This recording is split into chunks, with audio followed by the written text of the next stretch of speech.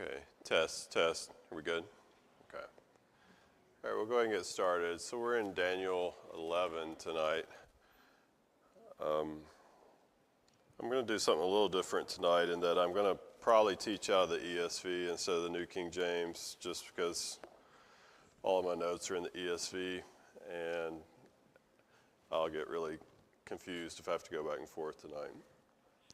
So this chapter is, I may have to teach this a little differently because there's so much detail in this. I may end up just reading a bunch of stuff to you. If I had time to make the slides, it probably would have been a little better, but I didn't. So what's going to happen in chapter 11 is basically it's a continuation of the vision that Daniel's seeing in chapter 10, but it's going to be a further explanation of some of the stuff from chapter 10 as well as some of the stuff from the previous two visions that Daniel saw back in the previous chapters. And so it's going to get a lot more detailed, and for that reason, it's going to basically be a big history lesson is what this is going to be. It's going to be kind of like kindergarten, and I'm going to sit around and read a book to you guys for a little while. So some of you may find it horribly boring, and I get that. And it's going to be a lot of names, and I don't expect you to walk out of here remembering all that stuff. So let me just sort of tell you up front the gist of really what's going on, so that if you get bogged down in the details, at least you'll kind of walk away with the main point.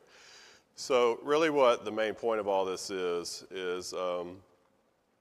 so if you remember in the previous chapter, we talked about someone appears to Daniel to present this vision, and really the only two candidates for who the individual is. You could either say it's an angel, or you could say it's the second person of the Trinity, which would be Jesus, as you know we call him Jesus. And so that's probably the more likely of the two scenarios. And so what he's doing in this chapter is he's basically giving a lot more detail to things he's already said. But the purpose of it is basically to show Daniel all these things that are going to happen to the Jewish people over a period of time. And it's all really there to lead up to the coming of the Messiah, to get the people ready for the Messiah to enter the world. And that's kind of the gist of it. Now, one thing I did want to, I kind of debated whether I even want to mention this, but I'll mention it very briefly. A lot of people, even in, quote, Christian circles, don't believe the visions in Daniel are predictive prophecy. And that's a group of scholars called critical scholars that teach this stuff, and then people buy into it. So what they think it is, that those people, they think this is probably written in like the 2nd century BC, and it's all written after the fact to match what had actually already taken place. And so they don't believe Daniel wrote it. They believe somebody, some Jew in like the 2nd century wrote it, and said it was from Daniel, and then everything had already happened that's being predicted here, and therefore that's why they could predict all this so accurately. Obviously, I don't believe that's the case, nor do I recommend that to you, but you may come across somebody at some point in time who might just say, well, that's not really, Daniel didn't really write this, or whatever the case. So I mention all that simply to say, sometimes they might have decent arguments for some of the things they make. And if you ever encounter that, I just want you to know that there are counter arguments to everything they say, okay? So don't be confused by it. Don't be puzzled or frustrated by it. Just come ask somebody. You can come talk to me if you want to know how to kind of discuss this stuff with somebody that has that kind of point of view.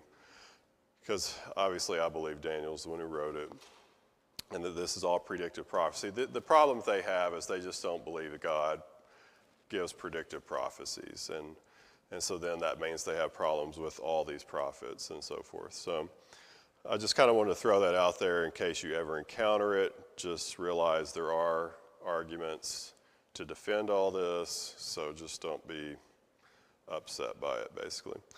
All right, so with that in mind, I'll start in chapter 11. And like I said, I'm probably going to just go out of the ESV tonight just to make it easier on myself, really. So the first verse of chapter 11 really goes with the previous chapter, so I'll just mention it briefly and then we'll get into the new part. So this was presumably Jesus speaking here, and it says, as for me, in the first year of Darius the Mede, I stood up to confirm and strengthen him.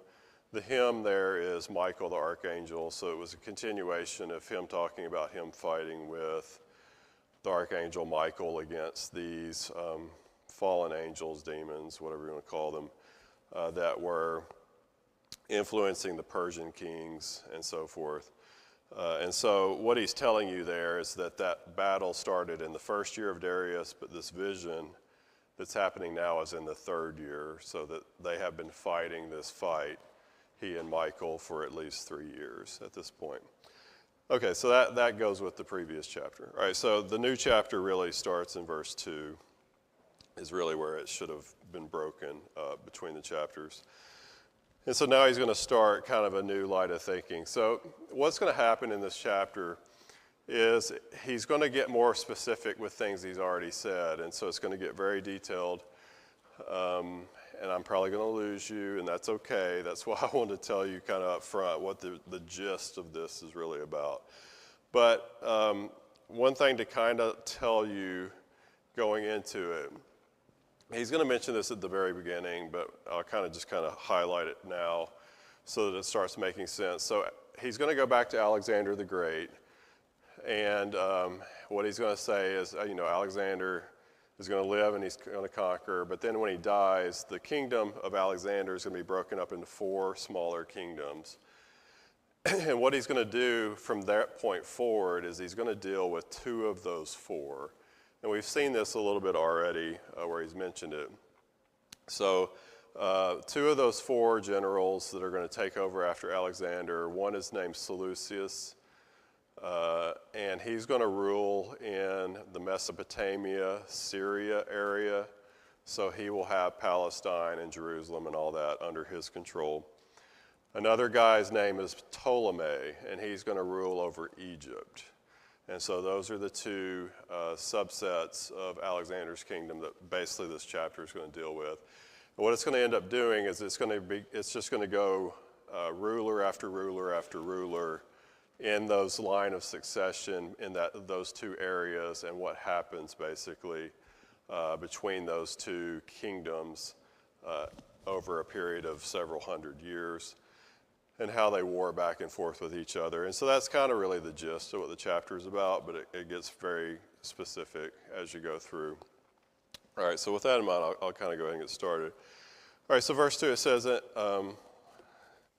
and now I will show you the truth. Behold, 3 more kings shall arise in Persia, and a 4th shall be far richer than all of them. So what he's talking about is after Darius the Mede, which he mentions in verse 1, there's going to be 4 successive kings in Persia.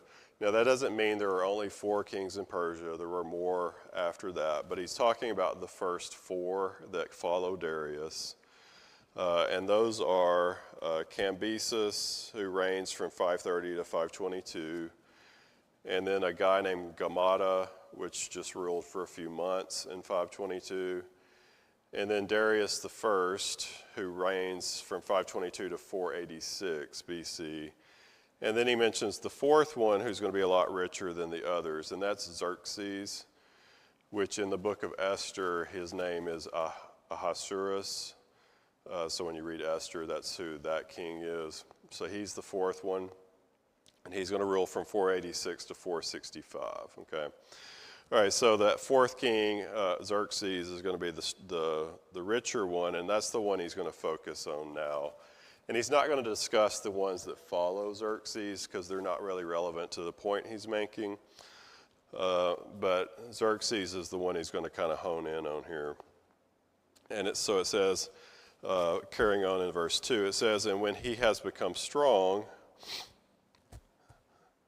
through his riches, he shall stir up all against the kingdom of Greece. So what Xerxes did is, obviously the Persians were the world power at the time, but he decides he wants to push into out of the Mesopotamian area into the area of Greece and start trying to take over some of that area. So he ends up recruiting a bunch of people from his kingdom. He tries to go take Greece, but what ends up happening is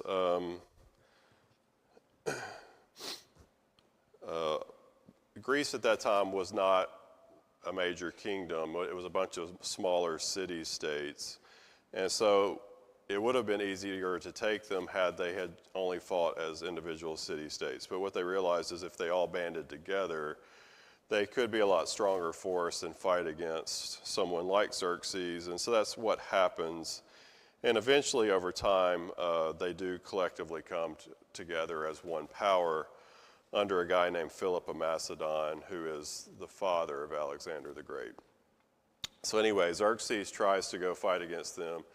He gets defeated, but he does cause a lot of damage when he does it, and it basically initiates a lot of animosity between the Greeks and the Persians, which is why Alexander the Great later on will take over all of Persia in retaliation for what they had done to the Greeks previously. So though Xerxes didn't take all of Greece, he did take some of their territory. Then that's why Alexander the Great takes it back later on.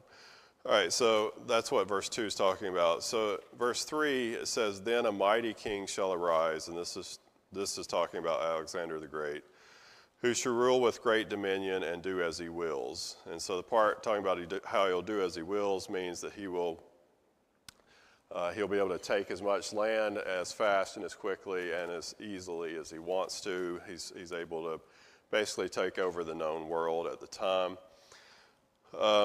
So let's see. So Alexander the Great, even though he took over basically the whole known world at the time, he was only in control for a very brief window of time before he died. He died very young.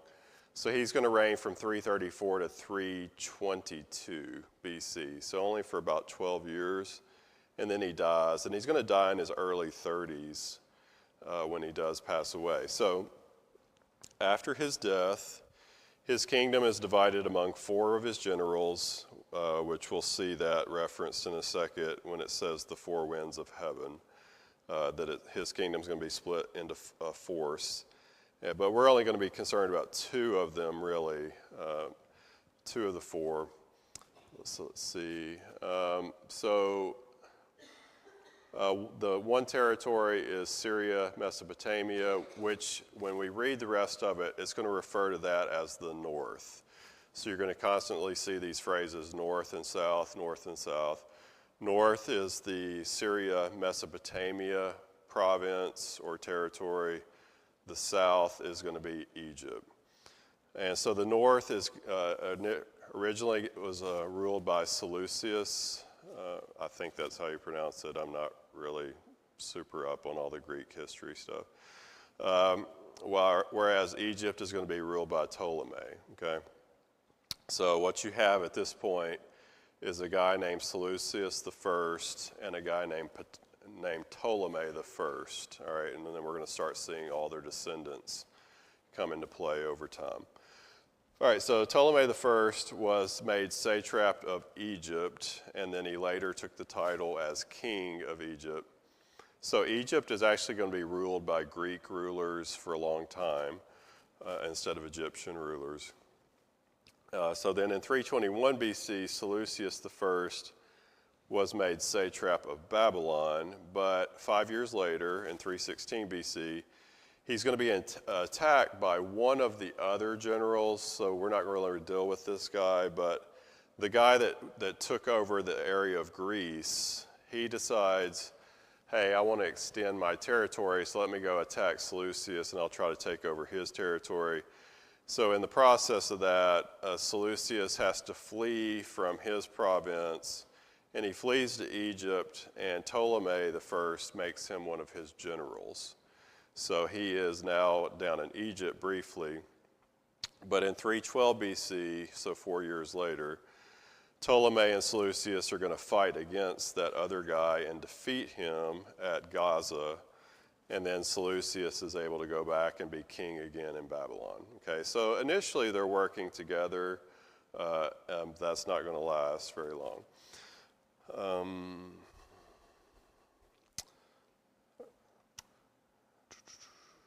Okay, so, and then what's going to happen is after Seleucus gets back as king of the Babylon, Mesopotamia, Syria area, he's then going to press into the Greek area and start taking control of some of that territory. So with that in mind, let's look at verses 4 and 5, and then they'll make a little bit of sense now. So it says, and as soon as he, meaning Alexander the Great, has arisen, his kingdom shall be broken and divided toward the four winds of heaven. Meaning after he dies, his kingdom's going to be split into four. But not to his posterity, meaning it doesn't go to his children. I think he had 2 sons, if I remember right. But they're both really, really young, and they just got murdered, and his wife got murdered. And so the territory, or the kingdom, got split amongst 4 generals. So it says, nor according to the authority with which he ruled, for his kingdom shall be plucked up and go to others besides these. So the kingdom gets split up to 4 and goes to his generals. All right, so verse 5, then the king of the south, and that's Ptolemy the first, shall be strong, but one of his princes, and that's Seleucus the first. So Seleucus the first is initially king in Babylon, but when this other guy attacks him, he has to go and basically be a general under Ptolemy the first in Egypt for a period of time.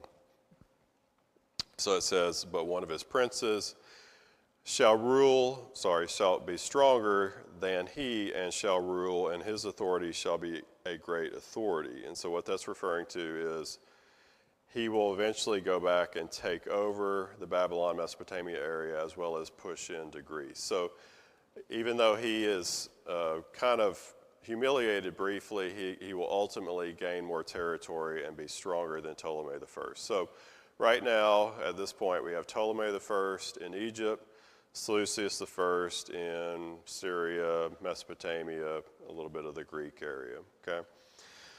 All right, so verse 6, let me just talk to you about what's going on here, and then we'll read the verse.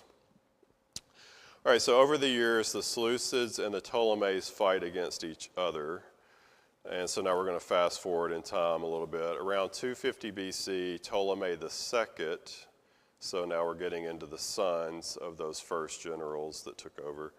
Ptolemy II agreed to a peace treaty with Antiochus II. So it's going to go from Seleucus I to his son Antiochus II. So they're going to make a peace treaty with each other. And what's going to happen is Ptolemy II is going to allow his daughter to marry Antiochus II, okay? And that's part of the peace treaty. And her name is Berenice. But there's a problem here, and the problem is Antiochus II was already married. So he had to dissolve his first marriage to marry her. And his first wife is named, it looks like Laodicea, just drop the A off the end of it, so Laodice maybe, I'm not really sure. I assume that's where the city name Laodicea comes from, but I don't know that for a fact. All right, so Laodice is now this divorced, bitter woman who's going to exact her revenge in a minute. So Berenice is now married to Antiochus II. So you've got this treaty between the north and the south here for a little bit of time. All right, so the deal is they would marry each other, and Berenice's children would then become the next rulers in that area. Okay, so once Antiochus II died, his children with Berenice would rule the Mesopotamia, Syria area.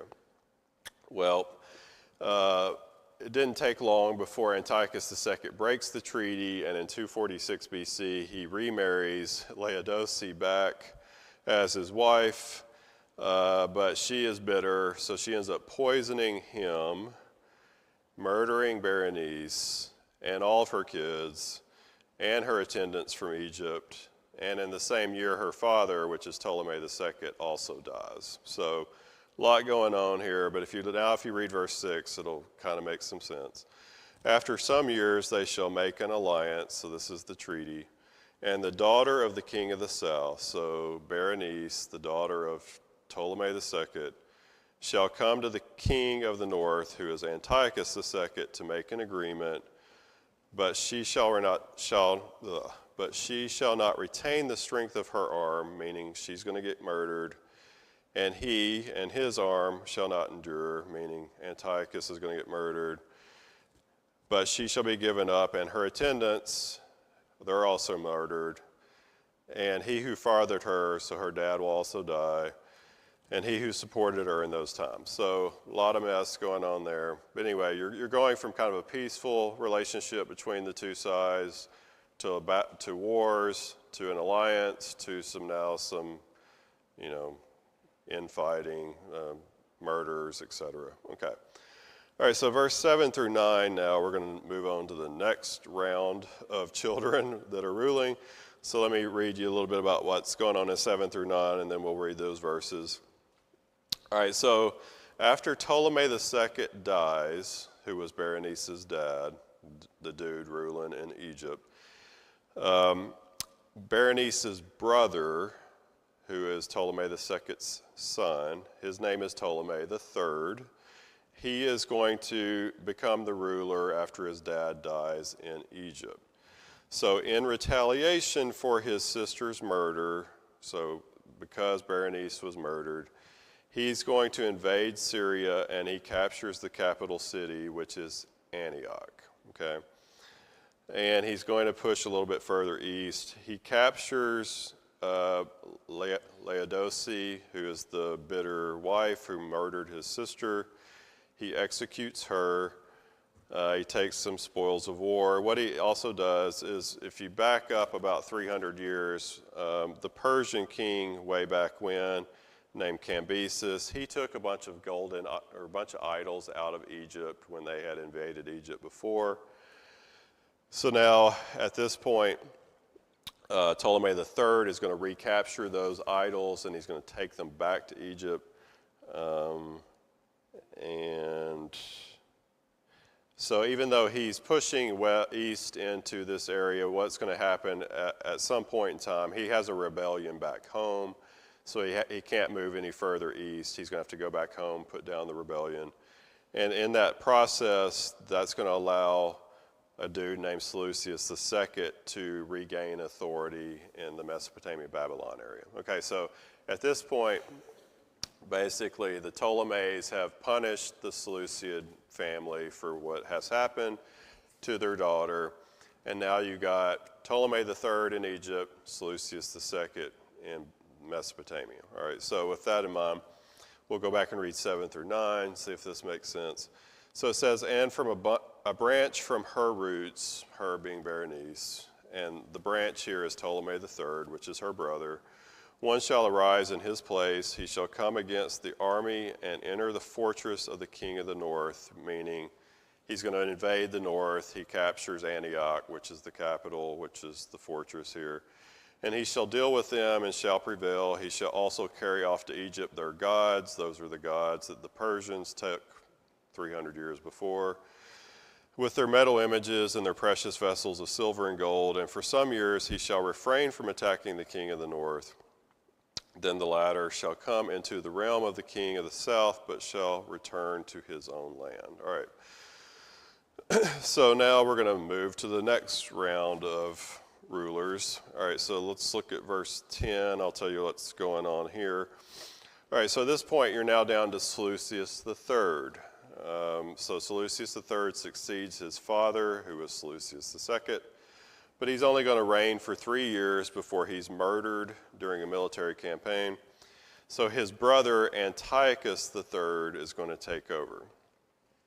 All right, so Antiochus III is going to rule for quite a while. He's called Antiochus the Great, just like his ancestor, or not ancestor, just like Alexander the Great was called the Great. And it's because he's going to have a lot of military success. So Antiochus III, or Antiochus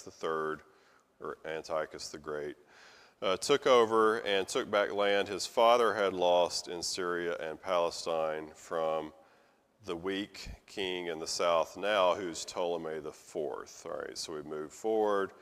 Now we've got Antiochus the Third in the north, Ptolemy the Fourth in the south, and they fought some battles and so forth. So what happens is he's going to regain the Syria area, okay, which would include Jerusalem and so forth. All right.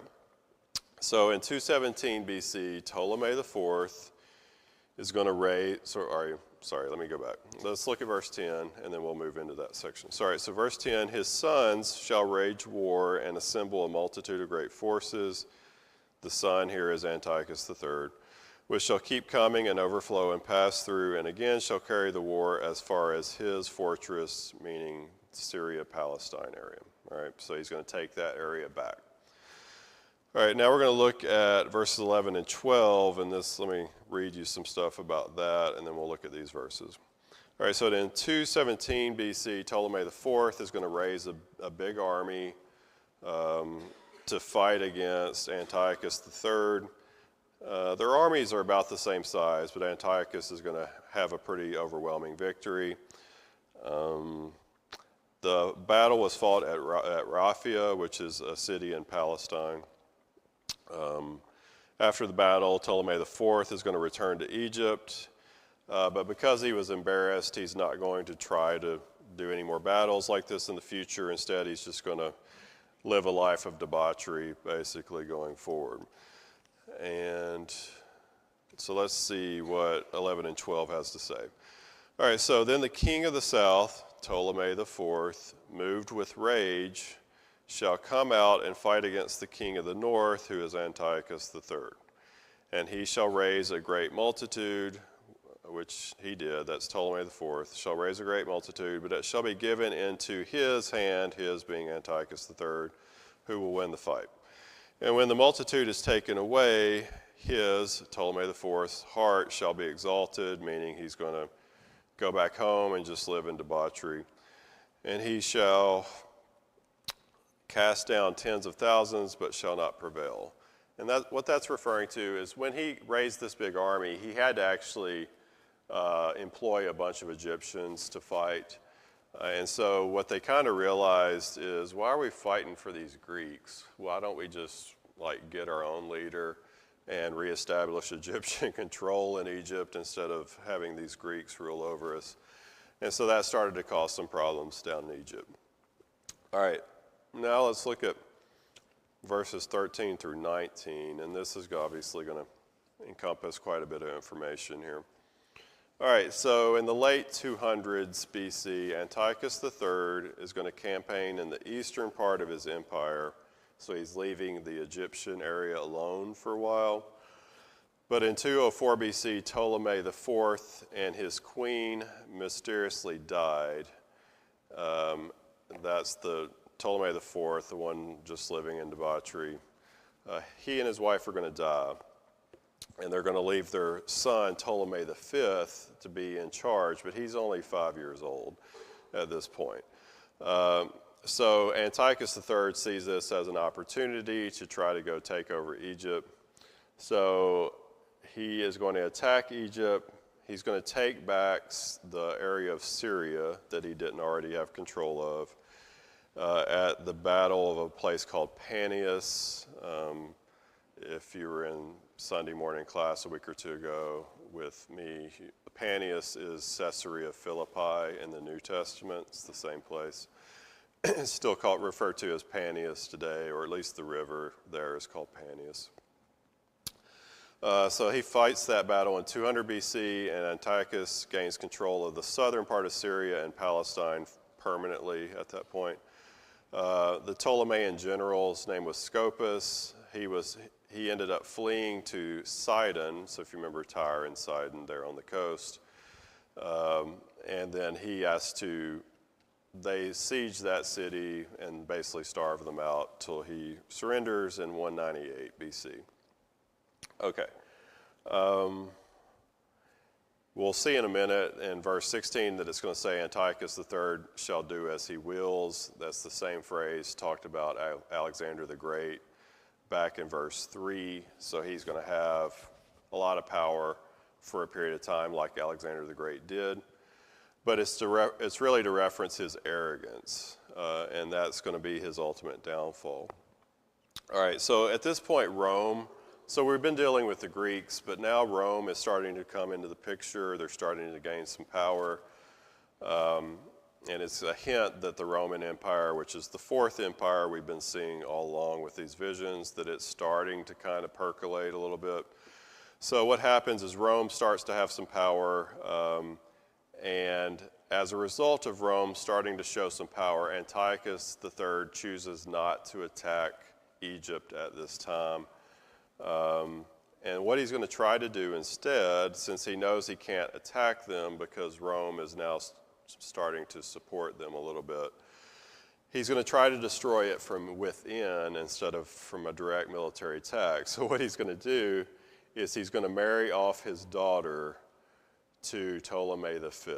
All right, so his daughter's name is Cleopatra, not the Cleopatra you know of from history. It's one of the ones before her. And he thinks that by marrying his daughter to Ptolemy V, that she'll undermine him and side with her dad, and that she can kind of make it become weak so that he can take it over. But she actually ends up siding with her new husband, and so that plan didn't really pan out for him the way he hoped it would. So what he does instead is he's going to turn west, and he takes some of the Aegean islands and Thrace in 196 BC. So again, he's not fighting Egypt. He's fighting some of these Greek area islands and so forth. All right, so Rome steps in, warns him, don't do this, don't attack Greece, but he ignores them. And in 192, he keeps attacking. But he's ultimately going to get defeated in 191 at a place called Thermopylae, and again at another place called Magnesia in 190 BC by both the Greeks and the Romans. The Roman commander there, his name's Lucius Cornelius Scipio. In 188 BC, Antiochus III is forced to accept a treaty at a place called Apamea. So what's going to happen as a result of this treaty is he's no longer going to be king of Mesopotamia, Syria, and so forth. Instead, he's going to become a vassal of the Roman Empire. And as a result of becoming a vassal of the Roman Empire, he's going to have to give them money, basically, on an annual basis to keep his status as the vassal leader of that area. So that's going to really change how he does things, because now he has to raise all this money all the time to keep giving it to them instead of money he could use for whatever he wanted to do. And so that's going to be a big problem. Also, in addition to that, he had to send 20 hostages to Rome as part of the treaty. Now, that in itself doesn't sound like a big deal, but one of those 20 hostages is his son, Antiochus IV. Now, what we've been seeing all along in these different visions is the major nemesis in these visions is a dude named Antiochus IV.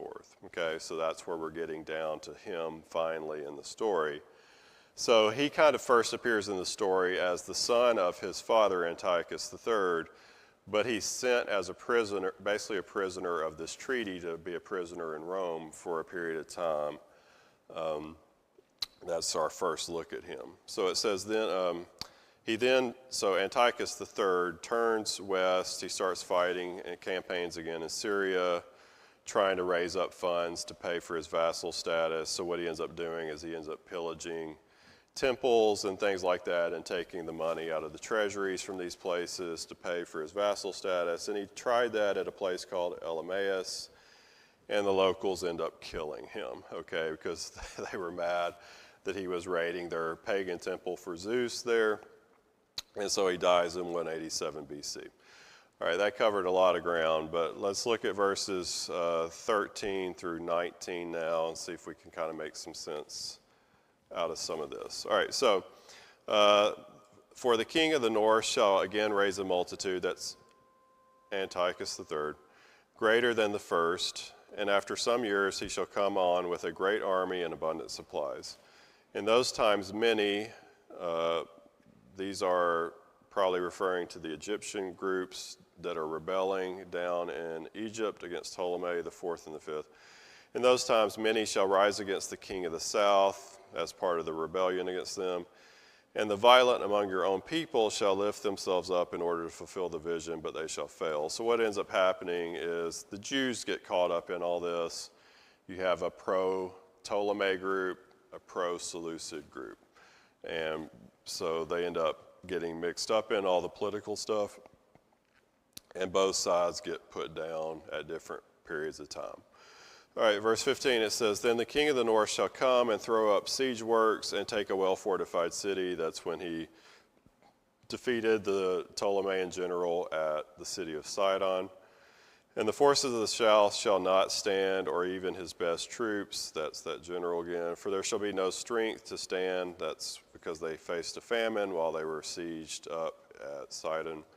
Verse 16, But he who comes against him shall do as he wills. That's Antiochus III doing whatever he wants. And none shall stand before him, and he shall stand in the glorious land, which is Palestine, with destruction in his hand. He shall set his face to come with the strength of his whole kingdom, and he shall bring terms of an agreement and perform them. He shall give him the daughter of women. That's when he marries off his daughter to Ptolemy V to try to basically undermine the Egyptian territory. So he shall give him the daughter of women to destroy the kingdom, but it shall not stand or be to his advantage. So it didn't work out the way he hoped. Afterward, he shall turn his face to the coastlands. So that's when he decides to go invade the Greek islands, and shall capture many of them. But a commander, who is the Roman dude, Lucius Cornelius Scipio, shall put an end to his insolence. That's the guy who ended up defeating him. Indeed, he shall turn his insolence back upon him. So after he lost to that guy, he ends up going back home. That's when he becomes a vassal. He has to raise money to pay for his vassal status. All right, so verse 19, Then he should turn his face back toward the fortresses of his own land, which is when he starts raiding his own cities and temples in his cities to try to raise money. But he shall stumble and fall and shall not be found. And that refers to him finally getting murdered at the city of Elymais. All right, that's a lot. Okay, I told you probably wouldn't remember any of this. That's not really the point. All right, so I know the first bell already rang. We'll go into the next verse or so, but we're not going to get much further tonight. All right, so in verse 20, so after Antiochus III's death, his son is Seleucus IV, and he's going to take the throne, but he's only going to rule from 187 to 175 BC. He also is a vassal of Rome, so he has to pay tribute to Rome. So he is going to send his finance minister, a dude named Heliodorus, to Jerusalem to raid the temple in Jerusalem to get money. But in 2 Maccabees chapter 3, it's recorded that an angelic force of some sort, I don't know what that means exactly, turned him away so he didn't raid the temple. All right, so Seleucus IV ends up dying by poisoning by Heliodorus. So his finance minister poisons him and kills him. And he may have been working along with Seleucus IV's brother, who is Antiochus IV. Okay, Antiochus IV was in Rome, but he was released finally from being a prisoner around this time. And he's returning from Rome to Syria when his brother Seleucus IV dies. Okay. All right, so if you look at verse 20, it says, Then shall arise in his place one, who is Seleucus IV, who shall send an exactor of tribute, which is that dude Heliodorus that he sends to Jerusalem, for the glory of the kingdom. But within a few days he shall be broken, he being Seleucus IV, neither in anger nor in battle. So in other words, he wasn't physically killed like in a battle. He got poisoned, and that's why he died. All right, so now we're going to get into the Antiochus IV, the main nemesis of all these visions that we're talking about, and I guess that's kind of a good place to stop because that's really where it kind of takes off at this point. So a lot of the rest of the chapter is going to be about him and more detail about him, at least some of the chapters about him. I know it's a lot of information. Really the point of it all is that God is able to give predictive prophecy. So when the Jews read Daniel, know what Daniel says, and see all these things unfolding, they know that God told them that this all was going to happen. And it's really all to prepare the way for the Messiah to come. But I know it's a lot of information, but does anybody have any comments, questions? You can kind of let it wash over your head. You don't really have to remember all this level of detail. But that's what it's all about, okay? So anyway, I just kind of wanted to tell you what it's about. You can pick and choose how much of it you want to try to remember. All right, any questions? All right, good to see everybody.